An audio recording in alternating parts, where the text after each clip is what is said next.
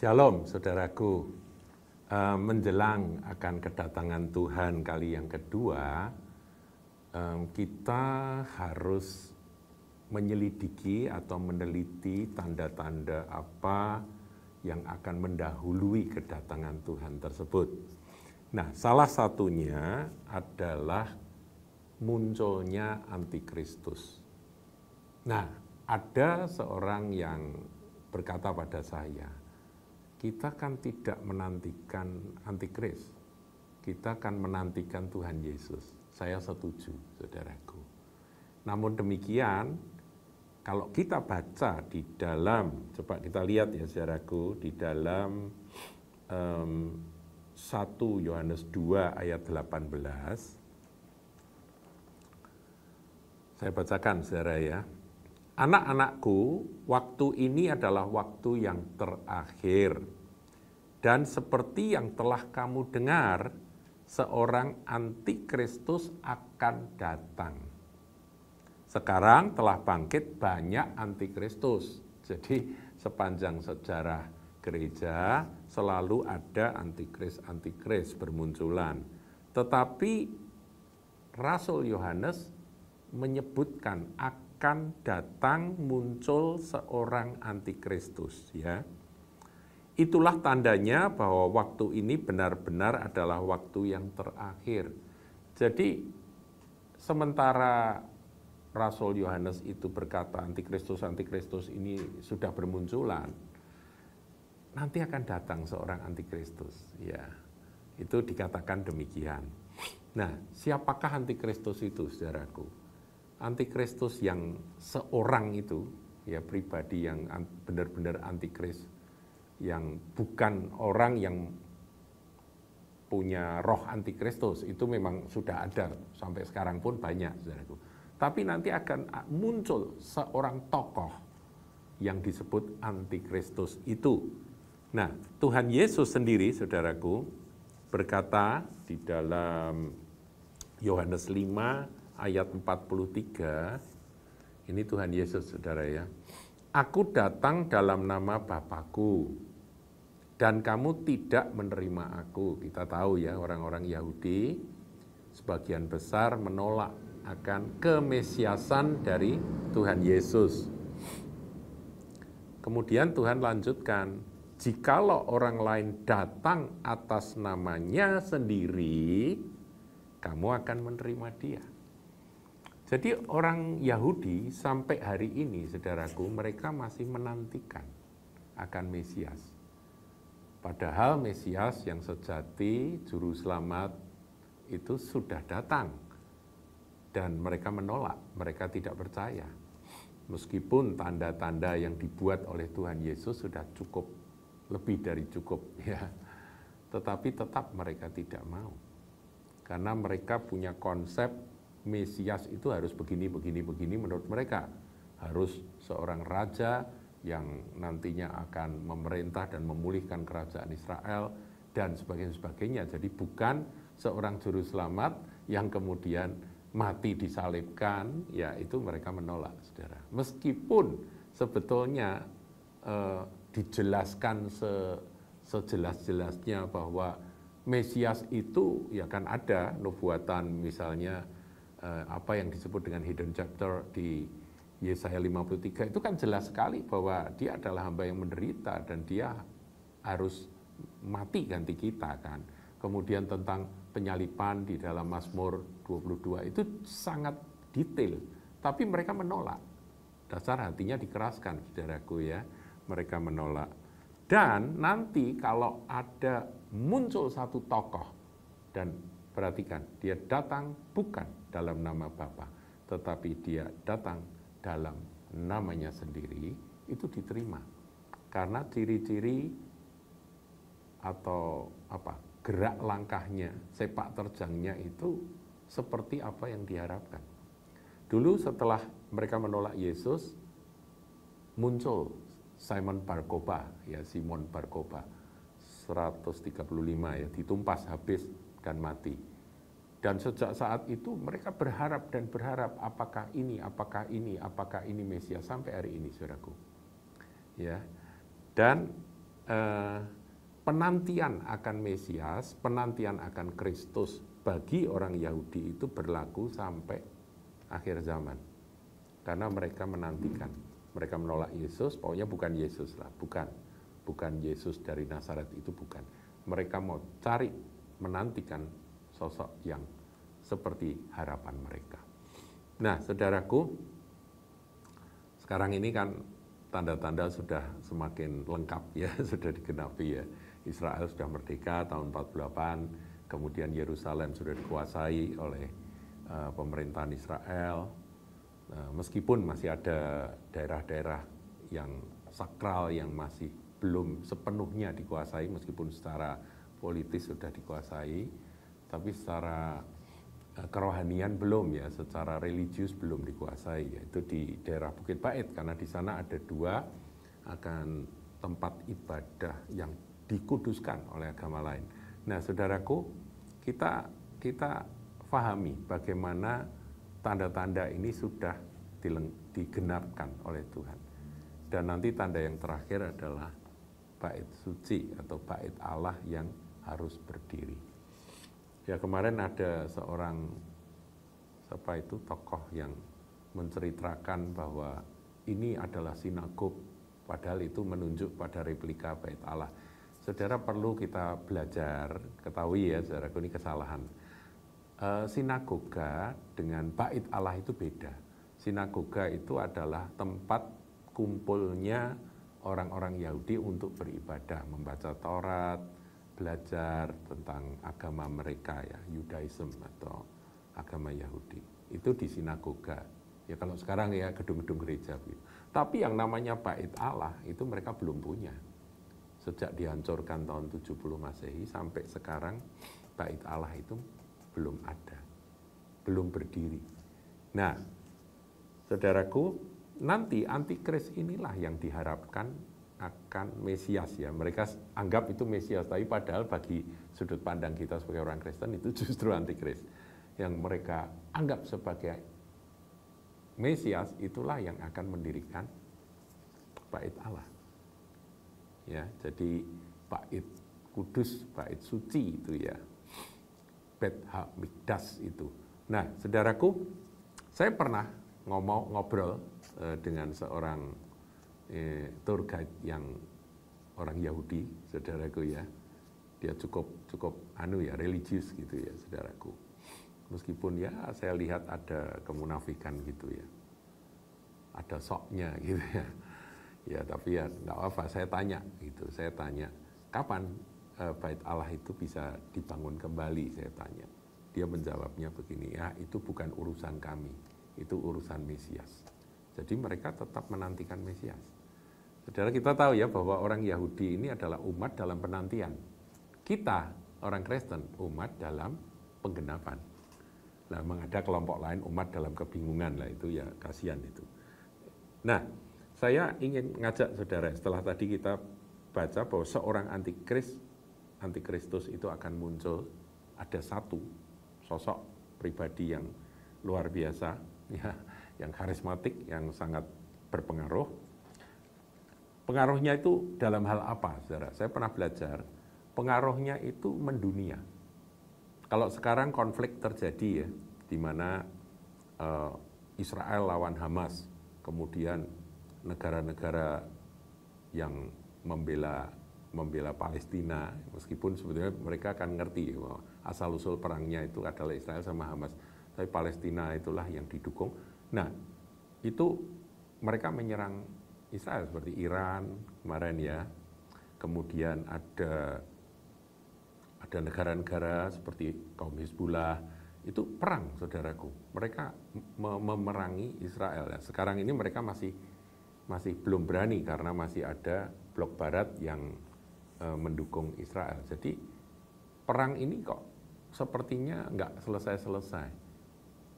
Tapi firman Tuhan katakan apa? Nanti akan muncul seorang tokoh politik yang sekaligus tokoh agama. Dalam arti dia bisa mendamaikan semua agama-agama, termasuk agama Islam dan agama Yahudi. Ini bisa didamaikan, saudaraku, oleh tokoh agama tersebut. Kemudian dia juga harus seorang tokoh politik yang bisa membawa damai. Kenapa saya sebut membawa damai? Nah, kita lihat saudara 1 Tesalonika 5. Ya, 1 Tesalonika 5 ayatnya yang ketiga. Saya bacakan ya. Apabila mereka mengatakan semuanya damai dan aman. Jadi akan ada satu kurun waktu damai dan aman. Kapan itu saudara? Itu adalah ketika si tokoh ini ya, tokoh yang bisa mendamaikan, tokoh yang bisa mengamankan, tokoh yang bisa menyatukan agama-agama yang bertikai. Jadi anti Yahudi dari yang terus dikampanyekan oleh kelompok-kelompok tertentu, itu nanti bisa diteduhkan saudaraku oleh tokoh agama yang sekaligus dia juga tokoh ekonomi, jadi dia juga membuat seperti kemakmuran. Makanya dikatakan apabila mereka mengatakan semuanya damai dan aman, maka tiba-tiba mereka ditimpa oleh kebinasaan seperti seorang perempuan yang hamil ditimpa oleh sakit bersalin, mereka pasti tidak akan luput. Jadi damai dan amannya itu kurun waktunya singkat. Tapi akan ada masa tersebut. Karena apa? Karena bagaimana mereka bisa disatukan agama-agama yang bertikai di sekitar tanah perjanjian itu. Kemudian dia adalah tokoh politik, ya, tokoh politik yang mana dia bisa negosiasi sana sini, membawa damai, saudara. Bukankah Mesias yang sejati adalah pembawa damai, tapi bukan damai palsu seperti yang nanti dibawa oleh si Mesias palsu atau antikris itu. Dia juga tokoh ekonomi, ya, saudaraku ya. Nah, ini. Nah, saya ingin ngajak saudara bahwa sebelum Tuhan datang, ini memang ayat yang banyak diperdebatkan, tapi saya ingin kita fair, saudaraku ya, kita jujur, kita adil di dalam menilai dan menafsirkan firman. Di dalam surat 2 Tesalonika pasal yang kedua, ayat 1, saudara. Ya, kita baca ya. Tentang kedatangan Tuhan kita Yesus Kristus dan terhimpunnya kita dengan Dia, kami minta kepadamu, saudara-saudara, supaya kamu jangan lekas bingung dan gelisah, baik oleh ilham roh maupun oleh pemberitaan atau surat yang dikatakan dari kami, seolah-olah hari Tuhan telah tiba. Jadi jangan bingung. Kemudian penjelasannya di ayat berikutnya. Janganlah kamu memberi dirimu disesatkan. Jadi memang urusan eskatologi ini dekat dengan penyesatan, saudara. Kita harus waspada ya, ada banyak tafsir-tafsir, kita terbuka. Kalau itu biblical kita juga terima, tapi kita jangan sampai menutup diri terhadap tafsir yang berbeda. Asal itu masih Alkitabiah, mari kita coba, karena ini Tuhan memang masih simpan misteri tentang kedatangannya, misteri apa yang terjadi di akhir zaman ini memang masih disimpan. Jadi kita harus ready, kita harus siap untuk menerima kebenaran yang disingkapkan menurut waktunya. Janganlah kamu memberi dirimu disesatkan orang dengan cara yang bagaimanapun juga. Perhatikan, sebab sebelum hari itu yang dimaksud apa? Yaitu kedatangan Tuhan kita dan terhimpunnya kita dengan Dia. Bukankah ini apa yang dikenal dengan rapture itu, saudaraku ya? Terhimpunnya kita dengan Dia ya. Haruslah datang dahulu, jadi mendahului akan hari terhimpunnya kita dengan Tuhan itu harus datang dahulu. Murtad, kata murtad itu apostasia, yaitu dalam bahasa Inggrisnya defection, yaitu orang yang menyeberang atau meninggalkan iman. Itu akan terjadi. Jadi kalau sekarang ini ada orang-orang meninggalkan iman, itu tanda. Tapi juga tanda yang sisi lain akan terjadi pertobatan, karena jumlah harus genap orang-orang yang diselamatkan.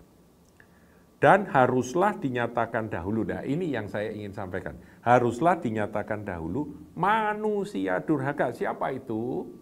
Itu adalah antikristus, seorang antikristus. Itu harus dinyatakan dahulu manusia durhaka yang harus binasa.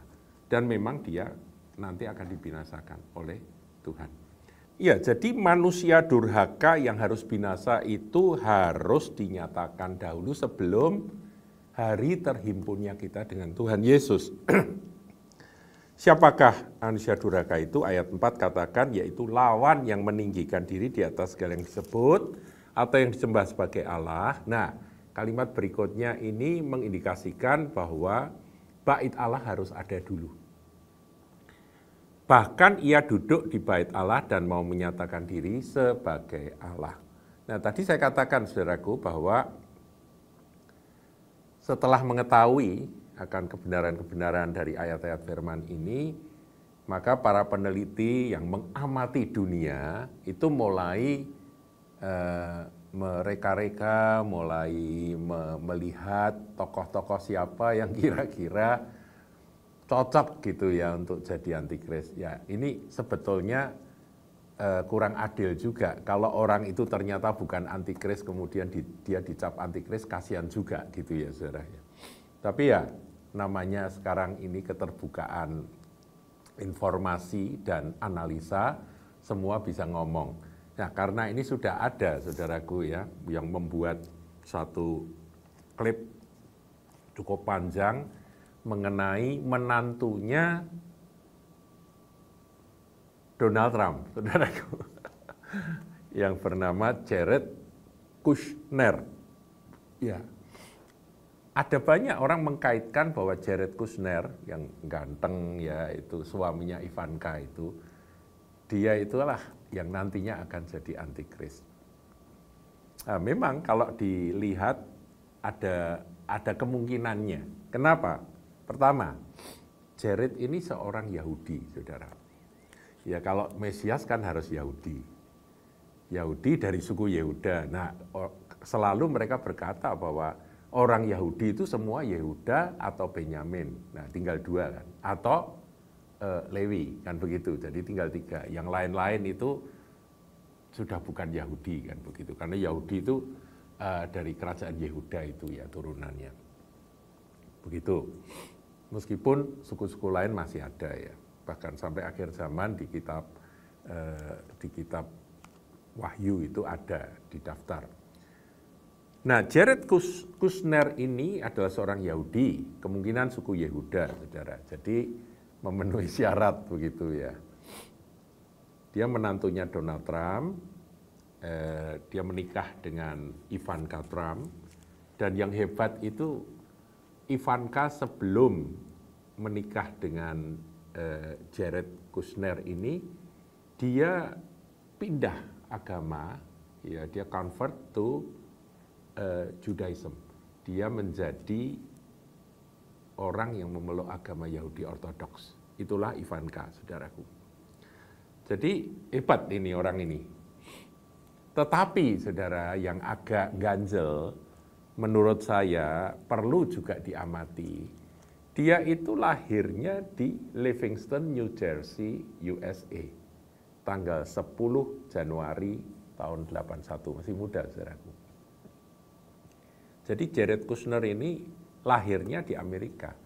Padahal Mesias itu kalau tanya pada rabi-rabi Yahudi, sampai sekarang pun mereka tetap berpegang pada kitab suci perjanjian lama bahwa Mesias itu harus lahir atau datangnya dari Bethlehem. Nah, terus bagaimana ini? Ya kan? Ingat saudara, pada waktu Tuhan Yesus lahir ada orang-orang Majus datang, ini menggelisahkan akan Herodes. Wah, ini aku dapat saingan, ini raja orang Yahudi yang lahir, kan begitu.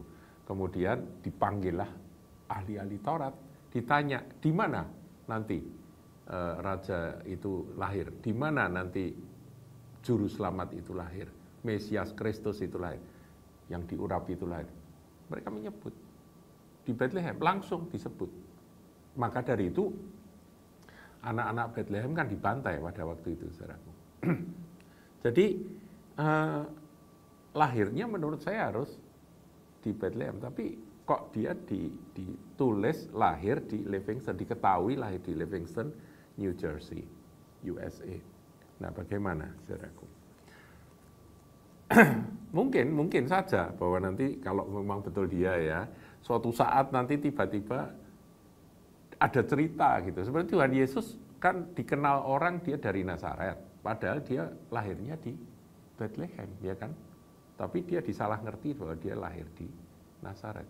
Nah, kemungkinan ini nanti bisa membuktikan bahwa dia lahir di Bethlehem, siapa tahu, saudaraku ya, saya nggak ngerti. Ya, ini namanya tebak-tebak ya, tebak-tebak manggis itu ya kayak gini nih. Nah, sekarang saudara, saya ingin menceritakan tentang Jared Kushner, yaitu menantunya Donald Trump. Nanti kalau Donald Trump menjadi menjadi presiden lagi, saudara, punya kekuasaan lagi, dan itu kemungkinannya besar. Kemarin dia ditembak, nggak mati ya, nyerempet telinga, itu luar biasa, mujizat. Jadi kemungkinan dia menjadi presiden berikutnya itu sangat besar. Nah, saya ingin tunjukkan pada saudara track record dari Jared Kushner sebelum, pada waktu mertuanya jadi presiden. Kita lihat, saudaraku ya. Dia adalah seorang pengusaha, Jared Kushner ini, seorang investor, jadi kaya raya, mertuanya kaya, dia juga kaya. Dan dia dulu pernah jadi penasehat senior di pemerintahan Amerika Serikat. Bukan junior, senior. Penasehat senior di pemerintahan Amerika Serikat pada waktu Donald Trump menjabat jadi presiden. Sebelum ini periode yang ini ya. Nah, nanti kan Donald Trump mau maju lagi, saudaraku, mau maju lagi. Dia adalah pengusaha, ini Jared ya, menantunya ini pengusaha dan investor, dia CEO dari Kushner Companies, sebuah perusahaan pengembangan real estate milik keluarganya, dan ia terlibat dalam berbagai investasi dan pengelolaan properti komersial, serta perumahan. Kemudian penerbit media, jadi dia juga menguasai media. Kushner pernah memiliki The New York Observer, sebuah surat kabar yang ia beli pada tahun 2006. Jadi ini memang orang muda yang luar biasa. 2006 itu umur berapa tuh, hebat sekali ya. Kemudian kelahiran 81, saudaraku hitung sendiri. Nah, sebagai penasihat senior Presiden Amerika Serikat, saat Donald Trump menjabat sebagai Presiden Amerika Serikat, Kushner menjabat sebagai penasihat senior untuk pemerintahan Trump 2017 sampai 2021. Ia bertanggung jawab atas berbagai portofolio, termasuk, ini perhatikan, hubungan internasional di Timur Tengah. Ya, makanya dia sering ke Israel, ya, dia membawa damai di sana. Reformasi imigrasi, dia juga punya pengaruh besar, serta urusan dalam negeri. Nah, ini yang terakhir yang saya ingin sampaikan. Jared juga terkenal karena keterlibatannya dalam merancang kesepakatan Abraham, ya, Abrahamic apa itu, kesepakatannya itu. Jadi kesepakatan Abraham ini bertujuan untuk memperbaiki hubungan Israel dengan negara-negara Arab yang notabene kebanyakan dari mereka negara-negara Islam. Itu dia yang memperbaiki. Nah, kalau nanti mertuanya jadi presiden, dia pasti akan kembali ini berkiprah dalam bidang ini. Jadi kalau ada orang yang menduga-duga, waduh, dia ini calon antikristus, ya inilah saudara analisanya. Tapi ada satu keberatan, yaitu dia harus membuktikan bahwa dia lahir di Bethlehem. Sebab yang approve Mesias itu adalah para rabi-rabi yang punya otoritas. Mereka pasti, dia sendiri anggota Yahudi Ortodoks, jadi dia sudah dekat dengan mereka. Saya nggak tahu apakah dia punya bukti itu atau tidak, itu pasti merupakan rahasia sampai saat ini. Memang ada nama lain ya, nama-nama lain yang juga dikait-kaitkan dengan kemungkinan ini antikris, kemungkinan ini antikris gitu ya. Tapi antikris itu karena dianggap Mesias oleh orang Yahudi, menurut saya ya dia harus dari suku Yehuda, pasti. Itu keturunan Daud kan. Demikian saudaraku. Jadi sedikit ini kita membahas tentang apa yang sudah beredar. Apakah Jared Kushner ini adalah antikristus yang akan datang? Nah, jawabnya belum tentu. Nah, kalau analisanya seperti yang tadi kita sudah bahas sama-sama. Tuhan Yesus memberkati.